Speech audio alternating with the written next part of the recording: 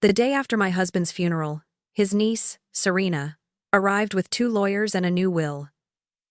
42 years of marriage, gone in an instant. She said Arthur thought I was too old to manage our estate. Then she put on one of my favorite dresses and told me to leave. I just stared, a cold knot forming in my stomach. This is my story. Like, share, and let me know where you are listening from, so I can see how far my truth reaches. The world, as I knew it, had collapsed.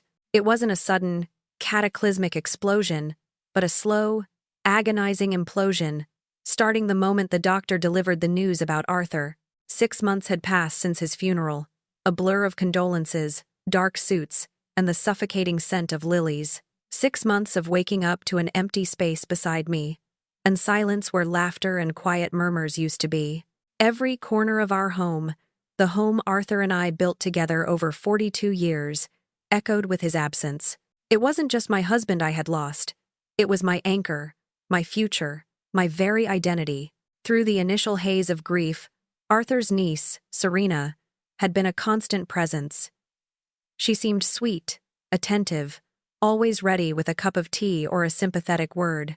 A pretty young woman, barely 30, with wide, innocent eyes that now, in retrospect, seemed to hold a flicker of something much colder. I had accepted her comfort, grateful for any small act of kindness in my profound solitude. But the mask, I would soon discover, was worn only for show.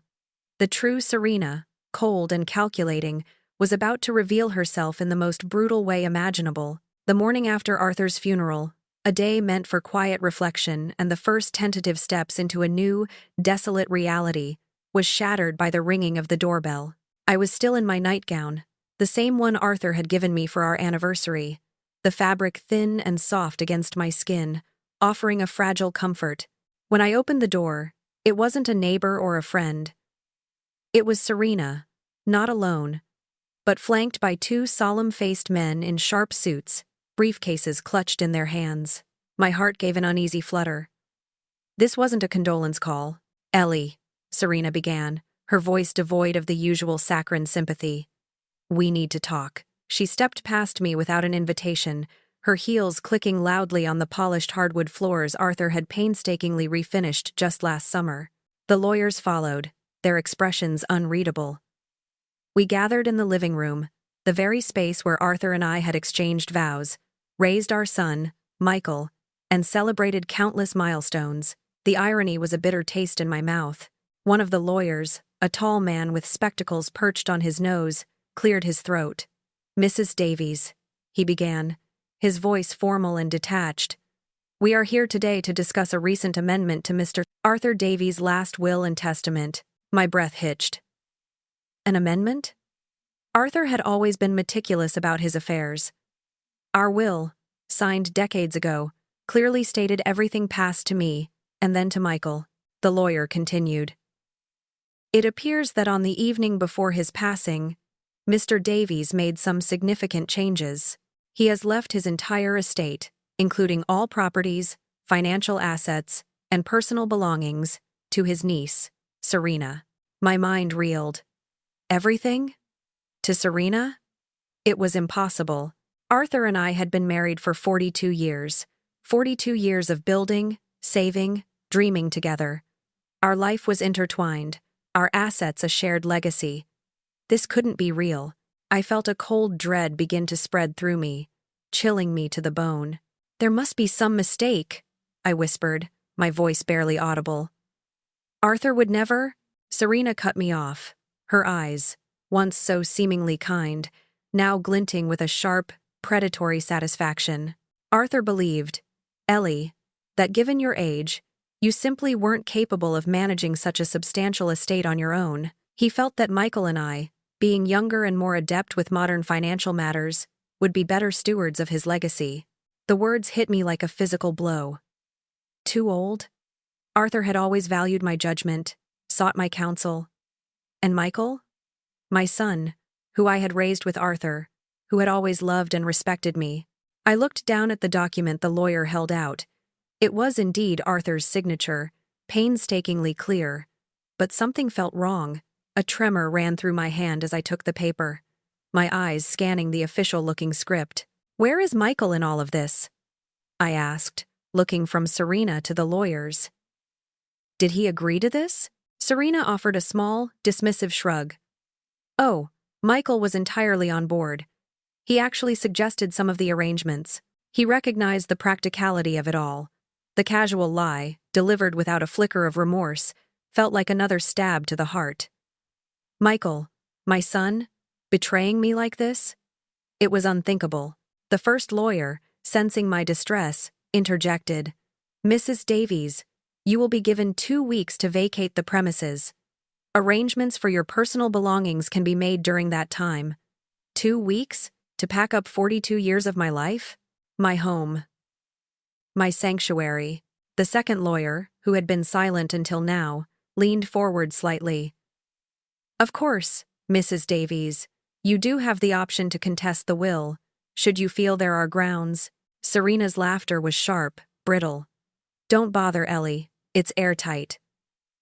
Arthur made sure of it. She spoke with an air of absolute certainty, silencing any flicker of hope the lawyer's words might have offered. And in that moment, the true, devastating reality hit me. It wasn't just Arthur I had lost. It was everything. My home, the life savings we had built penny by penny, even my car. A small, reliable sedan that had been a gift from Arthur on our 40th anniversary. Everything was gone. Swallowed whole by Serena's greed and Arthur's inexplicable, cruel final act. Serena watched my face, a cold smirk playing on her lips. "Just pack light, Ellie," she advised, her voice dripping with mock concern. "The Salvation Army will be coming for the furniture. No need for you to worry about it." My mind, still reeling from the shock, clung to one last hope. Michael. My son. I fumbled for my phone, my fingers trembling as I tried to dial his number. The line simply didn't connect. A pre-recorded message stated, "The number you have dialed has blocked your call." My heart sank to my stomach. Blocked. He had blocked me. The next 2 weeks were a waking nightmare. I moved through our beautiful home like a ghost, each item a memory I was forced to abandon. How could I distill 42 years of shared life into a single suitcase? I packed a few clothes, a worn photo album, Arthur's favorite old watch, a small porcelain figurine he had given me on our first Christmas. Each choice was agonizing, a testament to what I was losing. On the morning of the 14th day, I stood by the door, my single suitcase beside me, feeling utterly hollowed out. The doorbell rang, precisely at 8 o'clock. Serena stood there, not in one of her trendy outfits, but in my favorite silk dress, the one Arthur had bought me for our last anniversary. It was a pale blue, with delicate embroidery, and it looked absurdly out of place on her. She wore it like a conqueror wearing the spoils of war. "Time to go, Ellie," she said, her voice devoid of any warmth. "I have movers coming soon." I looked at her, at my dress on her, at the cold triumph in her eyes. "Why, Serena?" I whispered, the question escaping my lips almost involuntarily. "Why would you do this?" Her smile was chilling. "You existed, Ellie," she replied, her voice flat, devoid of any human emotion. The driver's seat of my old sedan became my bed that first night. It was a cruel mockery of the comfortable bed Arthur and I had shared for decades, a bed I had been so summarily evicted from. The cramped space, the unfamiliar chill seeping in through the windows, the distant hum of traffic, it all amplified the profound sense of loss. I cried until my throat was raw and my eyes were swollen shut, until there were no more tears left. Just a dry, aching emptiness. Each sob was a lament for a life that had vanished, a future that had dissolved into thin air. I had nowhere to go, no one to turn to. Arthur was gone. Michael had blocked me, and Serena had erased me. My small savings, painstakingly accumulated for emergencies and a modest retirement, dwindled with terrifying speed. Cheap motels offered a temporary reprieve from the cold, but their stale air and flickering lights only deepened my despair. Fast food became my sustenance, a greasy, unsatisfying comfort that did nothing to fill the cavernous ache in my stomach or my soul. Every transaction felt like a countdown, watching the numbers shrink, knowing that soon, even these small luxuries would be out of reach. The unthinkable soon became my reality. One evening, driven by a gnawing hunger and the shame of not being able to afford even a simple meal, I found myself behind a local diner, peering into a dumpster. The sight of discarded food, still edible but destined for the landfill, was a stark mirror reflecting my new existence. Me, Eleanor Davies, wife of Arthur Davies, respected member of the community, now reduced to scavenging. The humiliation was immense, a burning flush that spread through me, even in the darkness and solitude. Yet, the hunger gnawed harder than my pride. But even worse than the physical hardships, the hunger, the cold, the constant fear, was the silence. The profound, deafening silence. No phone calls, no concerned messages, no one checking in. It was as if I had simply ceased to exist. Arthur's friends, my own bridge club, the neighbors I had known for years, they had all vanished from my life as completely as I had vanished from theirs. Serena's narrative of my incapacity must have spread, or perhaps people were simply uncomfortable with my sudden, mysterious disappearance. Whatever the reason, the isolation was a suffocating blanket, confirming Serena's chilling words. You existed, and now you don't. 3 weeks crawled by, each day a struggle for survival, a testament to how quickly a life can unravel. One late afternoon, the setting sun painting the alley behind a bustling restaurant in long shadows, I was once again rummaging through a dumpster, my hands gloved against the grime, my face hidden beneath a scarf and an old hat. The aroma of spices and cooked meat wafted from the restaurant's kitchen, a cruel reminder of the meals I once took for granted. My fingers brushed against a half-eaten loaf of bread, still wrapped, and a surge of relief mixed with profound shame washed over me. "Excuse me," a woman's voice cut through the rustle of my movements, clear and authoritative, yet not unkind. My head snapped up, my heart leaping into my throat. Caught. Exposed. The humiliation was instant, searing.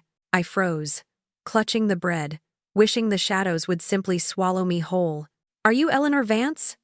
the voice persisted. I slowly turned, trying to compose myself, to appear less like a creature of the night. Standing a few feet away was a woman, impeccably dressed in a tailored navy suit, her hair pulled back neatly, her expression earnest. She looked completely out of place in this grimy alley, like a diamond accidentally dropped in a pile of refuse. My first instinct was to deny it, to pretend I was someone else, anyone else. But the name, Eleanor Vance. It was my maiden name. I hadn't used it in decades. "I'm Eleanor Davies," I corrected, my voice raspy from disuse and emotion. "But yes, my maiden name was Vance."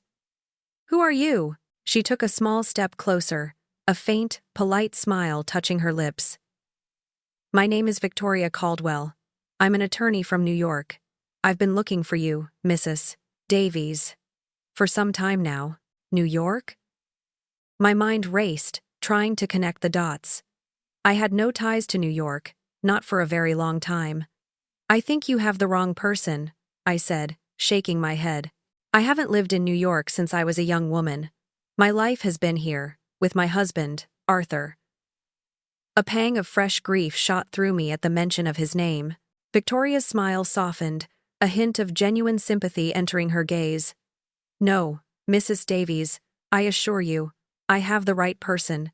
Eleanor Patterson, born May 15th, 1952, to Clara and Thomas Patterson, daughter of Clara Vance, and sister to Richard Patterson."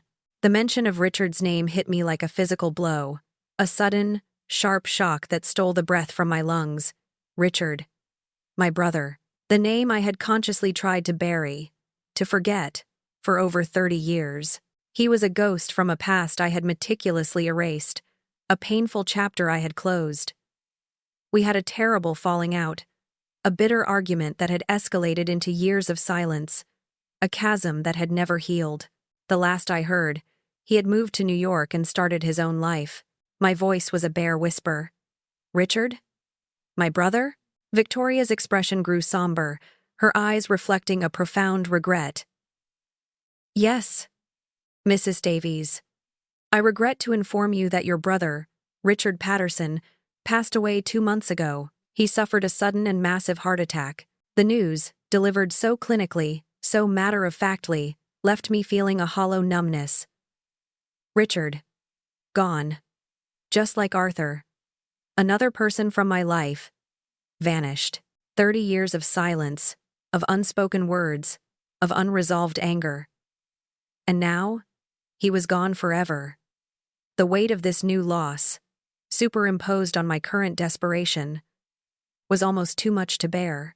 I stood there, clutching the half-eaten bread, an attorney from New York delivering news of a brother I hadn't spoken to in decades, while I stood in an alley, scavenging for food. My life had become a bizarre, tragic farce. The news of Richard's death hung in the air, a surreal twist in the already bizarre tapestry of my life. I stared at Victoria Caldwell, the impeccably dressed lawyer, my mind struggling to process this new layer of grief and confusion. Why was she telling me this? What possible relevance could my estranged brother's death have to my current, desperate situation? I'm sorry for your loss, Mrs. Davies, Victoria said, her voice gentle, pulling me from my daze. Richard was a remarkable man, and he spoke of you often, even if you hadn't spoken to him. She reached into her briefcase and pulled out a thick, cream-colored envelope, sealed with a wax stamp. He left this for you. It contains some very important information. My hands trembled as I took the envelope. It felt heavy, substantial, almost echoing the weight of the moment. But why? I managed to ask, my voice hoarse. Richard. He hated me. We hadn't spoken in 30 years, not a single word. The memory of our last argument, sharp and stinging, still resonated in my mind, a wound that had never truly healed. It was over something trivial now. I couldn't even recall the exact details, only the raw, cutting words we'd exchanged.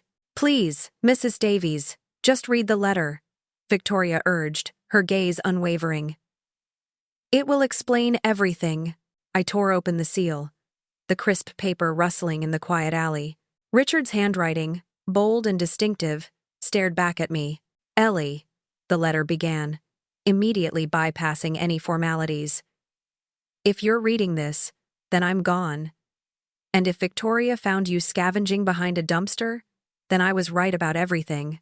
I've been keeping tabs on you, little sister, even if you thought I hadn't. I knew about Arthur's illness, and I knew about his passing, and I certainly know about Serena's little scheme and Michael's complicity. My eyes widened in disbelief. He knew? How could he know? The thought sent a shiver down my spine, a mix of apprehension and a strange, unexpected comfort. I regret our last conversation, Ellie, more than you could ever know. I was young, stubborn, and foolish. Those words we exchanged were unforgivable, and I'm sorry. Truly sorry. I never married, never had children. You were always my only family, even when we weren't speaking. And it turns out, I was wrong about you. You deserved better than what life, and those vultures, handed you. A tear, the first in days, traced a path down my cheek. Richard, apologizing? After all these years? It felt like a ghost reaching out from the grave. A long-buried hurt finally acknowledged. So, I've left you everything, my entire estate. The penthouse in Manhattan, the house in the Hamptons, my art collection, the cars, everything. It's yours, Ellie. All $47 million of it. $47 million. The numbers swam before my eyes.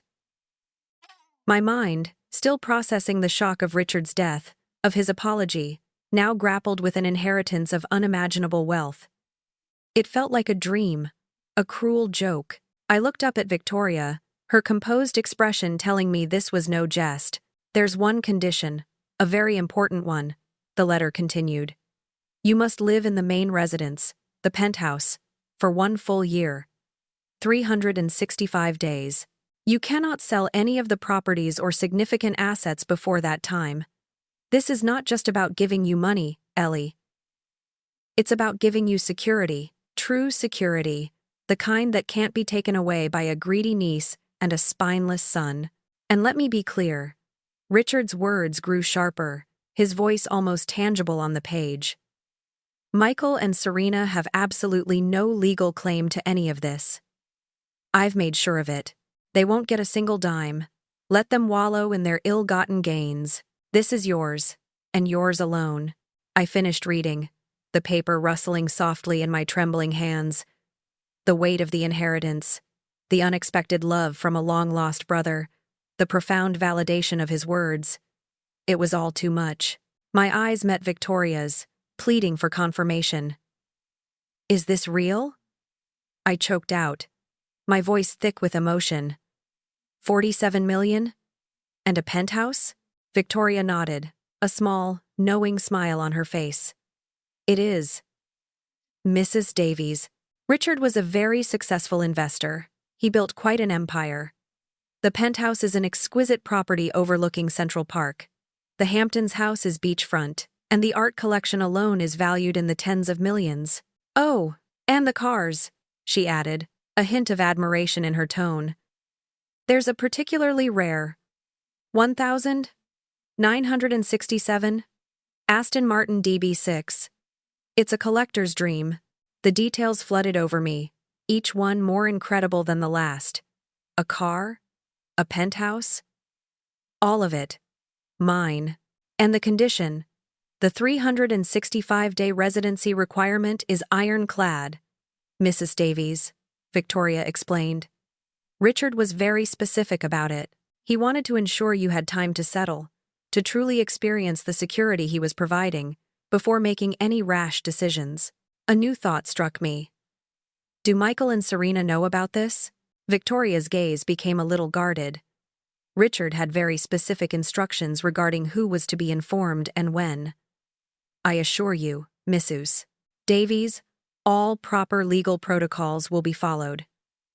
Her subtle emphasis on all suggested a tantalizing delay, a secret that would undoubtedly, eventually, come to light. I looked down at my disheveled clothes, my dirt-stained hands.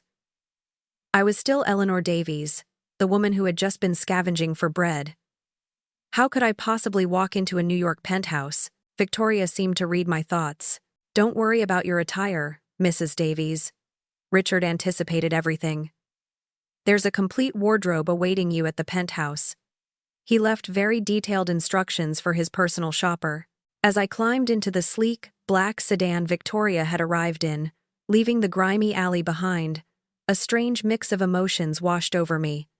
Grief for Arthur, for Richard, anger at Serena and Michael, but beneath it all, a burgeoning sense of excitement, a spark of hope I hadn't felt in weeks. Richard had left me more than just money. He had left me a chance to reclaim my life, and perhaps, a chance for something more, something I couldn't quite put my finger on, but felt in the depths of my newly awakened spirit. Stepping into Richard's Fifth Avenue penthouse was like entering another dimension. The world I had known, the gritty alleyways and sterile motels, dissolved behind me, replaced by an expanse of polished marble and floor-to-ceiling windows. I stood in the grand living area, awestruck, the glittering expanse of Central Park stretching out below, flanked by the majestic skyline of Manhattan. The sheer luxury was breathtaking, a stark, almost painful contrast to my recent existence. Every surface gleamed, every piece of furniture, an exquisite work of art. Victoria, sensing my wonder, gracefully took me on a tour. She led me through a master suite that felt larger than my entire previous home, complete with a spa-like bathroom and a walk-in closet filled with designer clothes Richard had arranged for me. The gourmet kitchen, equipped with state-of-the-art appliances, was a chef's dream, though cooking was the last thing on my mind. We passed a formal dining room, an entertainment area, and finally, a quiet, stately library filled with leather-bound books. Each room was a testament to Richard's success, a world away from the modest life Arthur and I had built. The final stop on the tour was Richard's study. It was a more personal space, lined with dark wood and filled with an impressive collection of academic texts. My eyes, however, were drawn to a simple silver frame on his large mahogany desk. Inside was a faded childhood photograph. It was Richard and me, no older than 7 or 8, bundled in thick coats, grinning widely as we stood beside a lopsided snowman. A pang of bittersweet nostalgia hit me. He still had it. He kept that photo there, Victoria observed, her voice softer than usual, right on his desk. Said he looked at it every day. Her words brought a fresh wave of emotion, a mix of regret for our lost years and a profound appreciation for his unspoken love. When Victoria finally left, assuring me she would return in the morning, the vast penthouse suddenly felt overwhelmingly silent.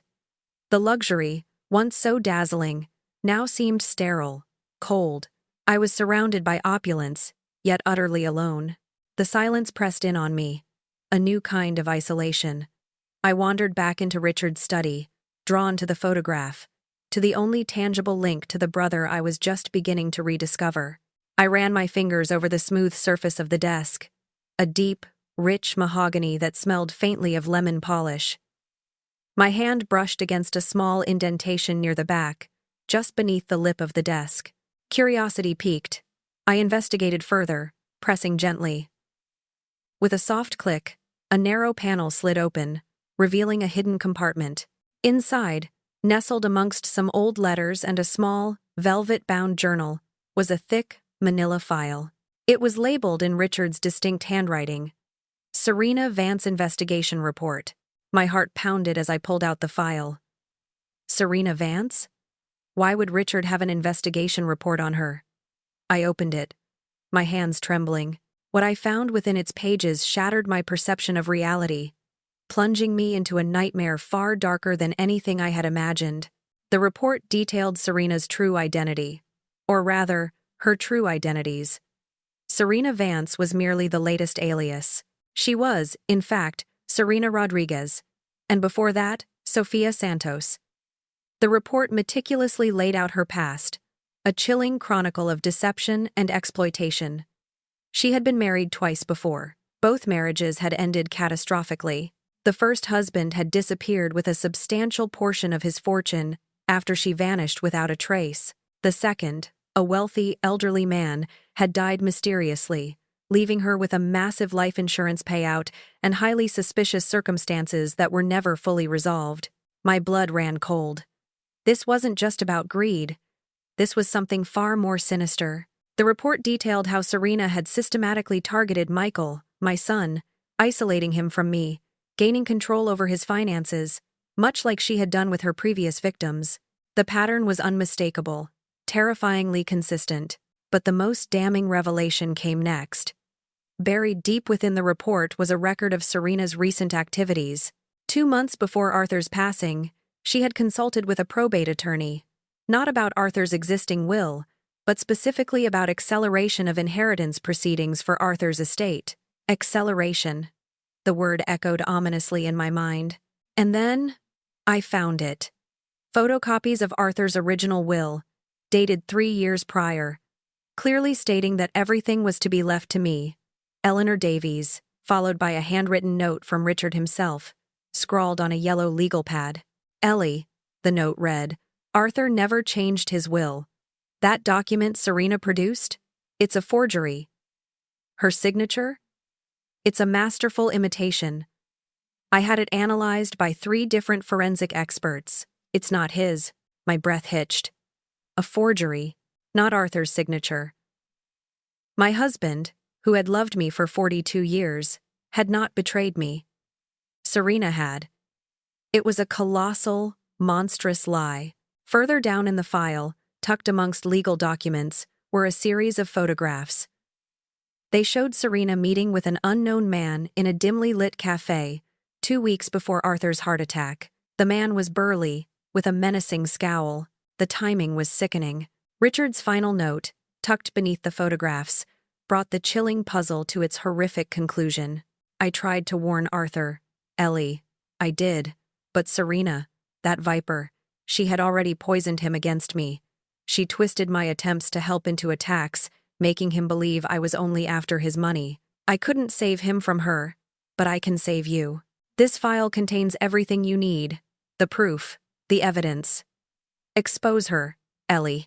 Make her pay for what she did to Arthur, and for what she tried to do to you. This isn't just money, little sister. This is justice. And it's yours to deliver. The file slipped from my numb fingers, scattering its dreadful contents across the polished desk. Arthur's death, Serena's greed, Michael's complicity. It wasn't just a betrayal, it was a murder. My husband hadn't died of a natural heart attack. He had been murdered, and Serena was responsible. The luxury of the penthouse, the panorama of New York, all faded into insignificance. All that remained was the burning, unyielding certainty that I would bring Serena to justice. Richard had given me the means. Now, I had to find the strength. The shocking revelations of Richard's investigation file had shattered the last vestiges of my grief, replacing it with a cold, righteous fury. If you're as stunned as I was by what I've just uncovered, then you won't want to miss a single moment of what happens next. Make sure to like this video, share it with your friends, and subscribe so you don't miss a thing.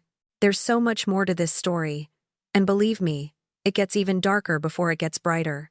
My hands, though still trembling, found new purpose. I delved deeper into the file, fueled by a searing need for truth. I discovered meticulously organized bank records detailing suspicious transfers from Arthur's personal accounts, money siphoned off in small increments to accounts linked to Serena. Then, the medical records. Arthur, a month before his death, had been prescribed a new heart medication, and who had picked it up from the pharmacy? Serena. Every detail was a fresh stab, painting a picture of calculated evil. But the most damning piece of evidence, the one that truly sealed the horrific truth, was a small, almost undetectable recording device. It was accompanied by a note from Richard, explaining it had been hidden in Michael and Serena's kitchen. With a sickening lurch in my stomach, I pressed play. The audio crackled to life, the familiar sounds of a busy kitchen.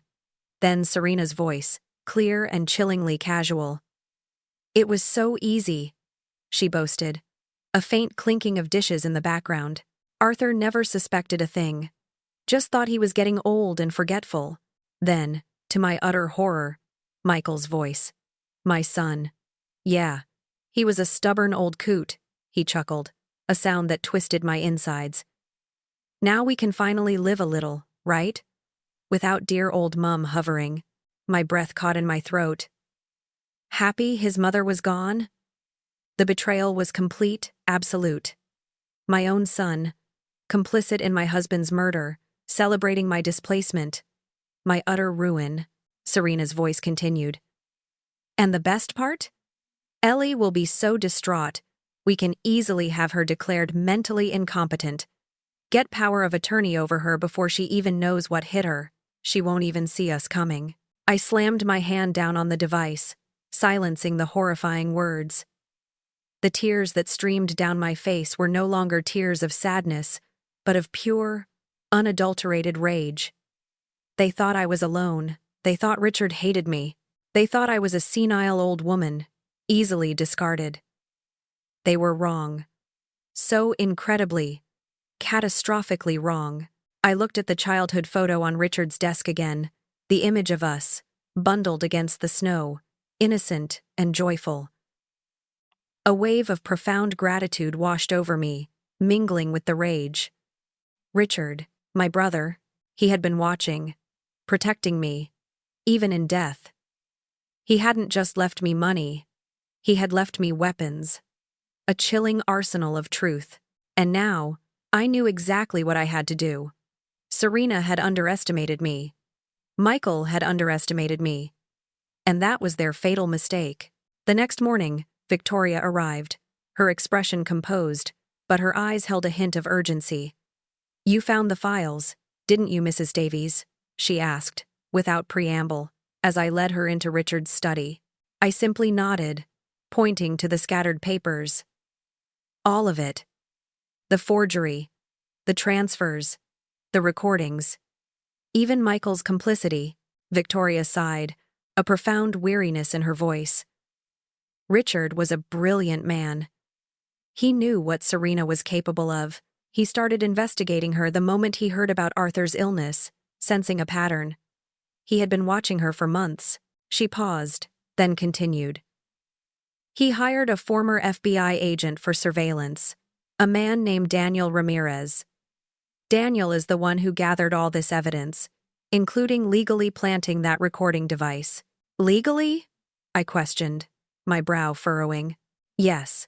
Richard had compelling reasons to suspect foul play, enough to get the necessary warrants. Daniel recorded over 40 hours of their conversations. Victoria gestured to the device. There's much more on there. Listen to this.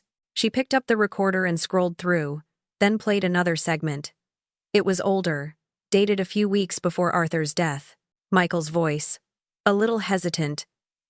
Are you sure this medication switch will work, Serena? What if someone notices? Serena's laugh was light, airy, sending shivers down my spine. Don't be such a wimp, Michael. It's a genius plan. Digitalis. A tiny dose, mixed in with his real heart medication. It's untraceable, slow-acting. It'll trigger an arrhythmia, make it look like a natural heart attack. The perfect crime. My blood ran cold. Digitalis. I remembered reading about it years ago. A potent heart medication, dangerous in the wrong hands, easily disguised. Arthur hadn't died of a heart attack. He had been slowly poisoned, over weeks, by Serena, with Michael's full knowledge. Victoria confirmed my horrifying realization. The recordings confirm Serena had been slowly administering the digitalis to Arthur for weeks, subtly increasing the dosage. She orchestrated his death to look like a natural heart attack. And Michael?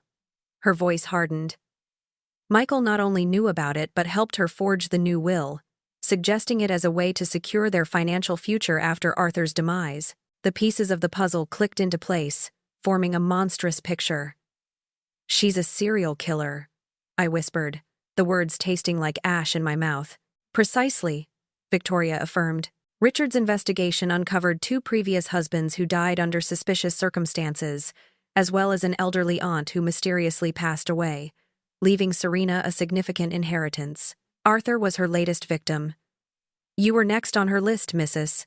Davies. A fierce resolve solidified within me. I want justice, I declared, my voice firm, unwavering.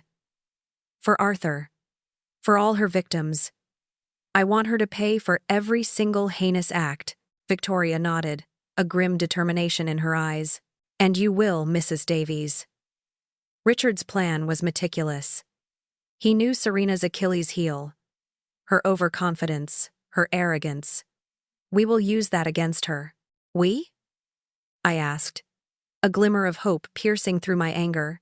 Yes, we, Victoria confirmed. Richard entrusted me with all his contingency plans. Daniel Ramirez is already on standby. Our strategy is simple. Make Serena feel utterly secure, make her believe she is won, that she is untouchable, and then, when her guard is completely down, we will force her to confess. A chilling thought formed in my mind. How do we get close to her? Victoria's gaze was sharp, intelligent. You, Mrs. Davies, you will contact Michael, play the role of the heartbroken mother, reaching out for reconciliation. You'll be the bait, and she won't even see it coming. The days that followed were a blur of intense preparation. Victoria and Daniel, the former FBI agent, worked tirelessly, coaching me, rehearsing every nuance of the upcoming call to Michael. My rage for Serena and Michael was a bitter, burning fuel, but I had to mask it, to appear vulnerable, lost, and above all, harmless. Every inflection of my voice, every pause, had to convey the heartbroken mother, not the woman bent on justice. Since my old cell phone number was blocked, I used the penthouse landline, the heavy receiver feeling unfamiliar in my hand. I took a deep breath, picturing Michael's face, trying to dredge up the affection I once had for him, to make my feigned sorrow convincing. The phone rang twice before he answered, his voice cautious, almost wary. Michael? It's Mom. I let my voice waver. A shaky whisper that sounded convincing even to my own ears. I hope I'm not disturbing you. There was a moment of silence on the other end, then a clipped, Mom? Where are you? How did you get this number?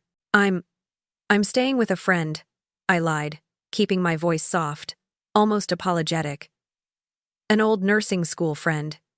She's been so good to me. I I wanted to call and apologize.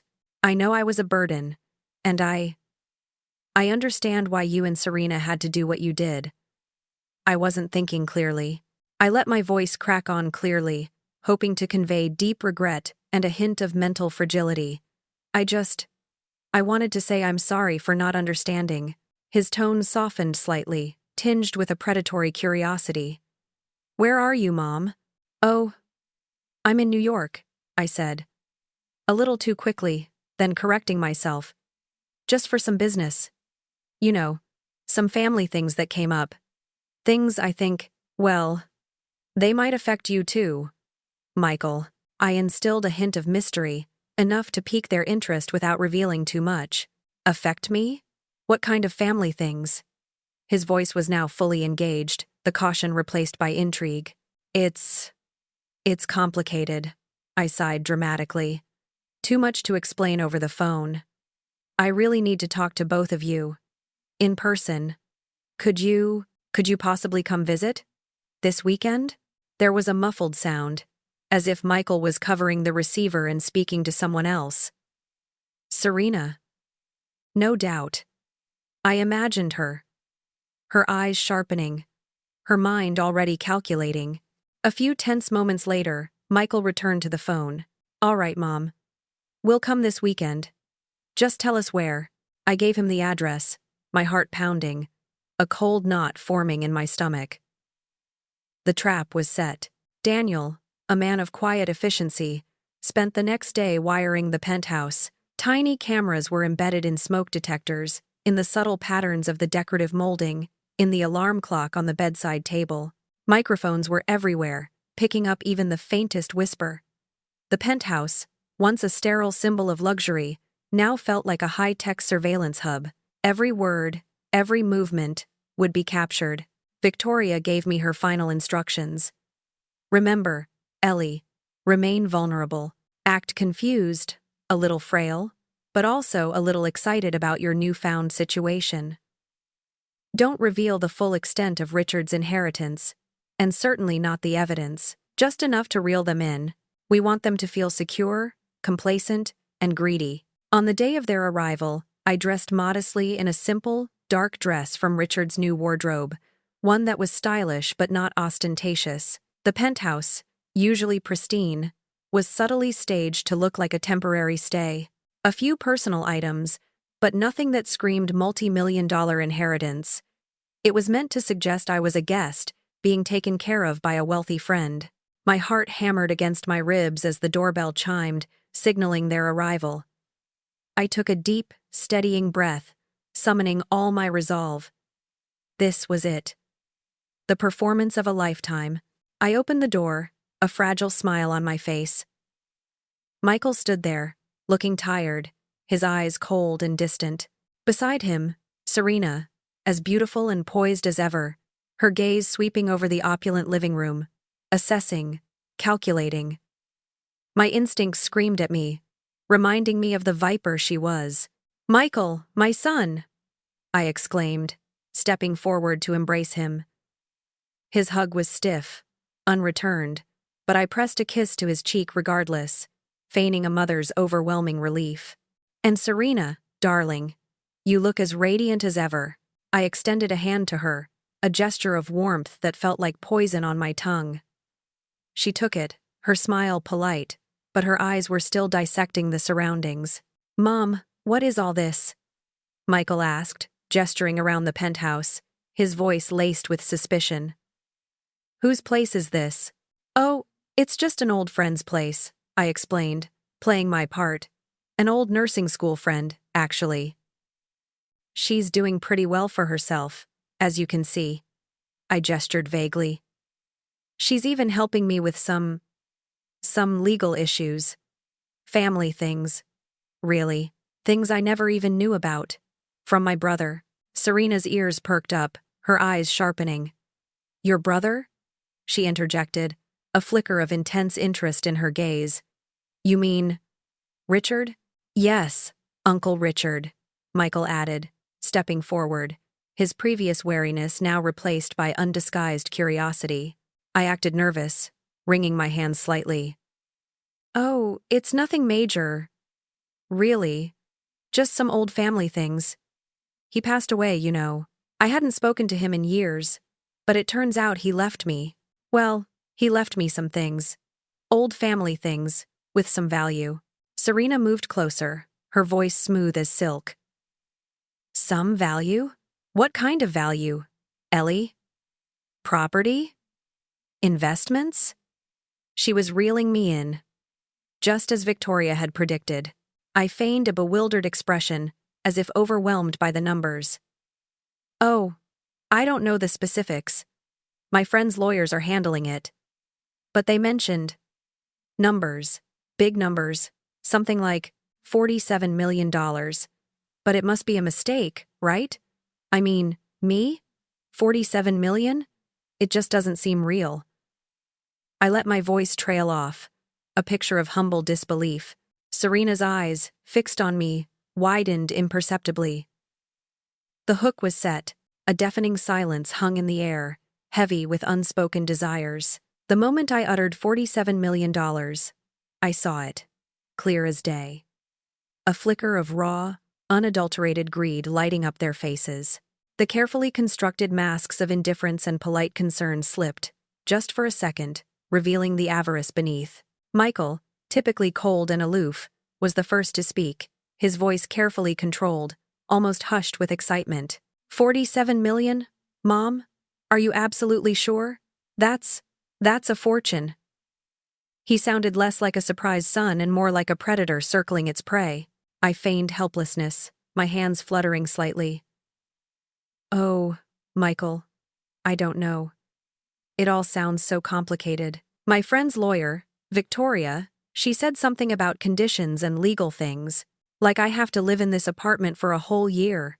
365 days, imagine.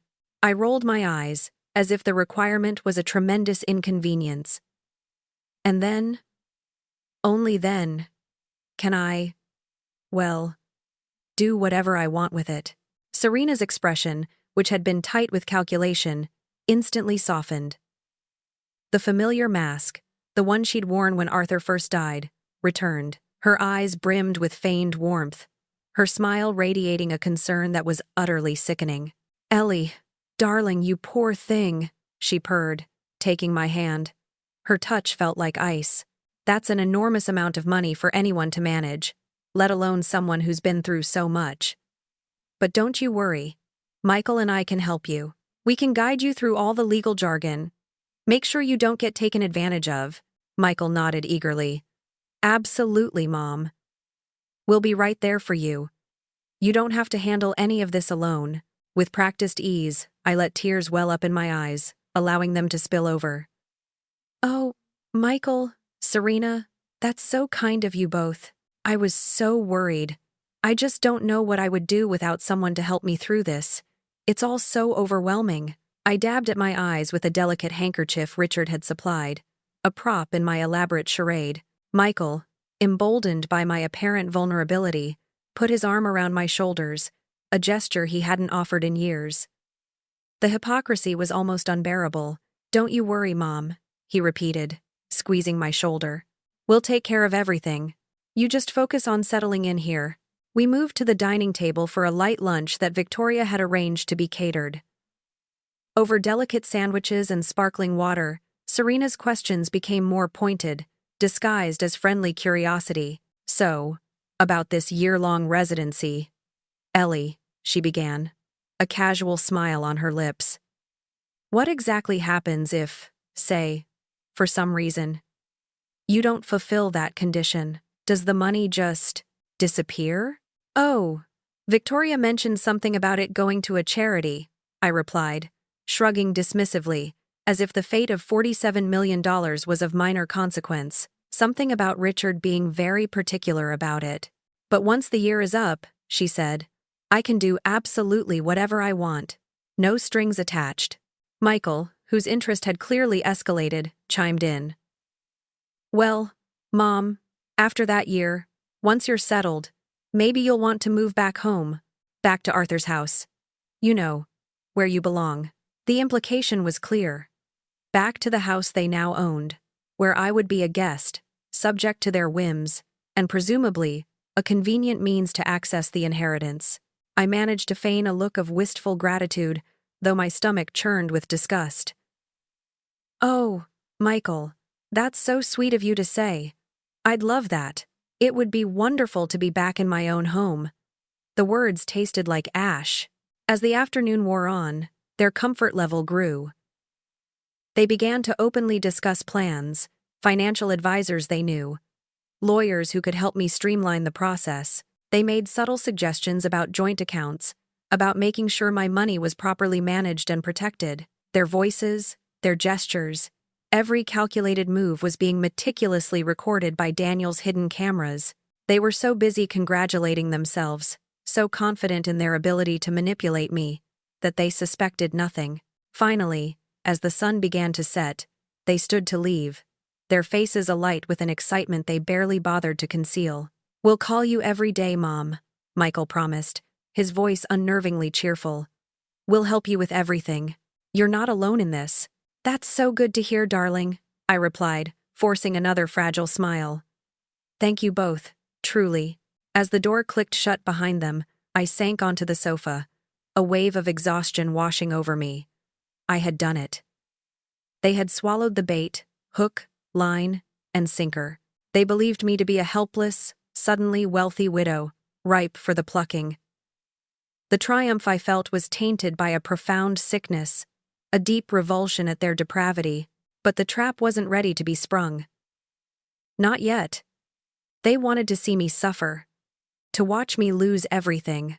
I wanted them to experience the same agonizing anticipation, the slow, creeping dread of impending destruction. I wanted them to believe they had won, before their world came crashing down around them. My vengeance, like Richard's digitalis, would be slow, insidious, and utterly devastating. The grand marble halls of the courthouse hummed with a tense energy. It was 3 weeks since Michael and Serena's visit to the penthouse, 3 weeks of their daily calls, their eager offers of help, their increasingly transparent attempts to gain control. And now, as I sat between Victoria and Daniel, I watched as Michael, my son, was led away in handcuffs. Their impatience had been their undoing. Convinced they had me completely fooled, desperate to get their hands on Richard's supposed fortune, they had returned to the penthouse 3 days prior, bearing a bottle of expensive wine. During their visit, while making a show of preparing a celebratory toast, Serena had attempted to pour a small, undetectable amount of digitalis into my glass. Their planning, their whispers, their smiles of anticipation, all of it had been meticulously recorded by Daniel's hidden cameras. The wine, discreetly collected by Daniel's team, had tested positive for the poison. Federal agents had moved swiftly. The evidence Richard had so diligently collected was overwhelming. The attempted poisoning, the irrefutable proof of Arthur's murder through the digitalis, the forensic analysis confirming the forged will, and Serena's past, a chilling string of suspicious deaths tied to her other aliases. The FBI, it turned out, had been looking for Serena, or rather, Maria Santos, for nearly 2 years, connecting her to an intricate web of fraud and murder across several states. Michael's face, as the agents surrounded him, was a mask of shocked betrayal. There was no remorse in his eyes, only a desperate, self-serving confusion. He looked at me, not with apology, but with a plea for salvation, for me to intercede. It was the face of a coward, forever lost to me. Serena, however, was another matter. Even as the handcuffs clicked around her wrists, her composure wavered only slightly. She turned her cold, predatory gaze on me one last time, a desperate attempt at manipulation. "Ellie," she hissed, her voice low and laced with venom. "Don't destroy your own family. Think of Michael." I slowly rose from my seat, my voice clear and steady, devoid of the fragility I had carefully cultivated. "My family," I stated, meeting her gaze, "was destroyed the moment you murdered Arthur, and Michael helped you do it." In that instant, Serena's mask finally slipped. The polished veneer cracked, revealing the raw, cold-blooded killer beneath. Her eyes, usually so calculating, blazed with pure, unadulterated hatred. It was the face of a monster, finally unmasked. Outside the courtroom, After the initial arraignment, Victoria placed a hand on my arm. "How do you feel, Ellie?" I paused, looking at the gray New York sky. "Free," I replied, the word a soft exhalation. There was no surge of joy, no triumphant elation, just a profound, quiet sense of liberation. The heavy burden of fear, of uncertainty, of injustice had finally lifted. The legal proceedings that followed stretched on for another 6 agonizing months. Michael, confronted with the irrefutable audio recordings of his complicity, eventually pleaded guilty to conspiracy to commit murder and financial fraud. He received a sentence of life without parole, a fate he justly deserved. Serena, exposed as Maria Santos, a serial killer responsible for 5 murders, including Arthur's, was convicted on all counts. The jury delivered a death sentence, a grim but fitting end to a life built on deceit and destruction. With the forged will overturned, I regained legal ownership of Arthur's house. But the house, once a sanctuary of love and happiness, now felt tainted by betrayal. I sold it, along with everything else in it, keeping only a few treasured items. Faded photographs of Arthur, his wedding ring, and the worn quilt my mother had made for me. The house, our home, I sold to a young family with small children, far below market value, simply because I wanted it filled with laughter and love again, not the ghosts of past happiness. I moved to a smaller, modest house outside Albany, a quiet town nestled in the picturesque Hudson Valley. It was a humble home, but it was mine, untainted by avarice or betrayal. And there, at 70 years old, I found a new purpose. With Richard's incredible inheritance, I established the Arthur Vance Foundation, dedicated to helping elderly victims of financial abuse. The foundation provided legal aid, secure housing, and much-needed emotional support to those who, like me, had been discarded and exploited. 2 years later, a woman named Evelyn Chen visited me at the foundation. Her story, tragically, mirrored my own. A beloved husband lost, followed by a greedy stepdaughter's swift and brutal eviction. As I listened to her, offering comfort and understanding, I saw not just another victim, but a reflection of my past self. I saw the power of resilience, the strength in shared experience. I often thought of Arthur, of his kindness and his unwavering love, wishing he had lived to see justice. I thought of Michael and the innocence he had so casually discarded for greed, and I thought of Richard, my estranged brother, who in death had made profound amends for the silence of our lives. He hadn't just given me money, he had given me the means to heal, to fight, and to build a legacy of compassion. At 70, I had found a new home, a profound purpose, and a deeper understanding of life's true values. One evening, sitting on my small porch, watching the sunset paint the sky in hues of orange and purple, I raised a glass of sparkling cider. To Richard, I whispered, "Thank you for the chance to fight back." And I truly felt it. Free. Free from obligation, free from guilt, and most wonderfully, free from fear. My journey from homelessness to heiress, from betrayal to redemption, was complete.